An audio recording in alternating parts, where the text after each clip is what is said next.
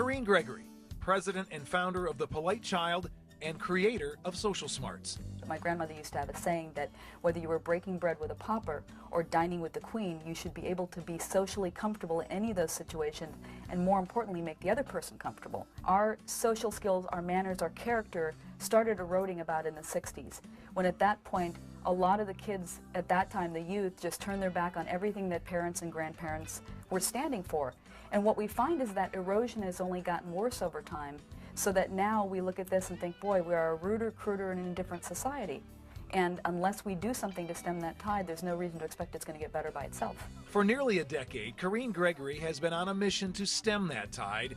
As the president and founder of The Polite Child, she's successfully getting her Social Smarts curriculum into private and public schools. Her goal is to bring back the civility that is lacking in today's society and negatively impacting generations of children. And if our children are not coming into the school systems with those abilities, and they're not getting them in the school system, it only tends to degrade more as they go into life, go through the school system until they finally come out of it. Our 25 to 30% dropout rate is a perfect example of that, because they just flat out give up. Literally, children's lives are at stake. If you take a look at Columbine, perfect example of how children's lives are at risk because of poor social skills. Good morning, Mrs. Salazar. Good morning, boys and girls. The problem is well documented by teachers. 43% of public school teachers report spending more time on managing behavior than they do teaching. The problem and the Polite Child remedy is giving Corinne Gregory a national audience that's very interested in her approach. Corinne Gregory is the founder and president of the Polite Child and Etiquette Program for kids and teens. Hi, Corinne. Nice to see you. Nice to be here. Thank you. At what age should you expect a child to start showing good manners? Well, in my idealist version of the world, they should start learning that just like they'll learn anything else.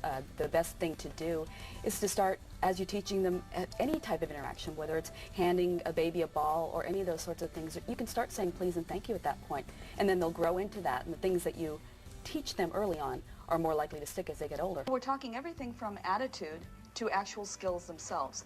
When you take a look at the research that shows repeatedly that our kids' future personal and professional success depends primarily on their social skills, what you're really saying is that in addition to teaching the academic skills, you need to teach them those interpersonal relationship skills, those the old-fashioned virtues of things like honesty and trustworthiness, responsibility, reliability, respect, the whole fundamental, again, not just the behaviors, but those fundamental motivators behind it, so that they really understand what it is that will help them be successful. Yeah!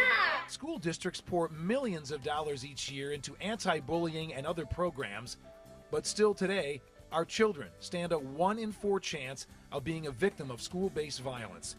Gregory believes this Band-Aid mentality of fixing the social ills in our school systems has failed. I actually had a school board member once said that it was not a matter of we can't afford to do it, it's we can't afford not to do it. How about if a 5-year-old little boy or girl lies to me? What would you think? They're irresponsible. They're irresponsible? The good news, says Gregory, once Social Smarts is adopted into a school's core curriculum like this one in California, student learning and behavior both change significantly for the better. We've seen major decreases in disciplinary action, both large and small. There's less stuff going on in the schools, less negative stuff.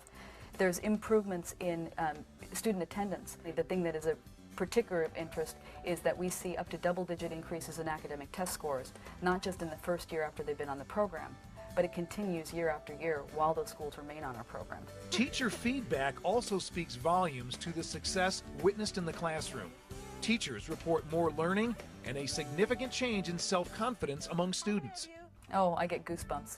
What's even more wonderful is that these kids are genuinely pleased with the positive reaction that their new behaviors get. And it actually changes the entire culture of the school in a very genuine, lasting way.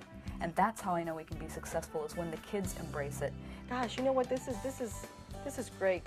Because you know what, you're going to be so successful, you're going to feel so happy, and that's what being, you know, having manners is. It's making you more sure of yourself, and it's making you more aware of the right things to do and the wrong things to do, okay? The idea is that the social skills is a true equalizer that is independent of class, independent of race. Everybody can have it, and it's the fastest ticket to freedom for any child.